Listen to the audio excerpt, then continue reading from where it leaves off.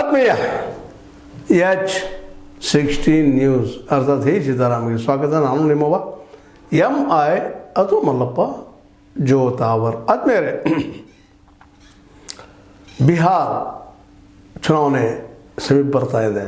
ದಿನದ ದಿನಕ್ಕೆ BJP ಮತ್ತು ಕಾಂಗ್ರೆಸ್ RJDಗಳ ಮಧ್ಯದಲ್ಲಿ ತಿಕ್ಕಾಟ ಜೋರಾಗ್ತಾ ಇದೆ. ಮತಗಳ ಕಳ್ಳ ಕಳ್ಳ ಕಳ್ಳ ಅಂತ ಎಲ್ಲಿ ಹೋದ್ರೆಲ್ಲ ಪ್ರತಿಧ್ವನಿಸ್ತಾ ಇದೆ ಬಿಹಾರ ತುಂಬ. ನಿಧಾನಕ್ಕೆ ಕಾಂಗ್ರೆಸ್ನ ಧೂಳಿ ಮೇಲೆ ಹೇಳ್ತಾ ಇದೆ.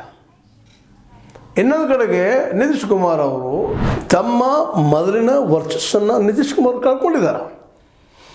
ಜೊತೆಗೆ NDA ಮೊದಲಿನಷ್ಟು ಪವರ್ಫುಲ್ ಇಲ್ಲ ಅಲ್ಲೇ ಅನ್ನೋದು ಈ ಸಂದರ್ಭದಲ್ಲಿ. ಜೊತೆಗೆ ರಾಹುಲ್ ಗಾಂಧಿಯವರು ಮತಗಳ ಕಳ್ಳತನ ಇಲೆಕ್ಷನ್ ಕಮಿಷನ್ ಮೂಲಕ ಮಾಡ್ತಾರೆ ಅನ್ನುವಂಥ ಮೂಮೆಂಟ್ ಸ್ಟಾರ್ಟ್ ಮಾಡಿದ್ದು ಬಿಹಾರದಲ್ಲೇ ನಮ್ಮ ಮೋದಿಜಿಯವ್ರಿಗೆ ಭಾಳಷ್ಟು ಗಾಬರಿ ಉಂಟು ಮಾಡೋದು. ಇಂಥ ಪ್ರಸಂಗ ಏನು ಮಾಡಬೇಕು ಅಂಥ ಸಮಯದಲ್ಲಿ ಯಾರೋ ಮಾಡಿದ್ದು, ಅದು ಕಾಂಗ್ರೆಸ್ಸಿಗರು ಸ್ಲೀಪ್ ಆಫ್ ಟಂಗ್ ಆಗಿರ್ಬೋದು ಅಥವಾ ನಿಜವಾಗಿಯೂ ಆಗಿರ್ಬೋದು, ಅದ್ರ ಬಗ್ಗೆ ನಾನು ಹೇಳಕ್ಕೆ ಸಾಧ್ಯ ಇಲ್ಲ.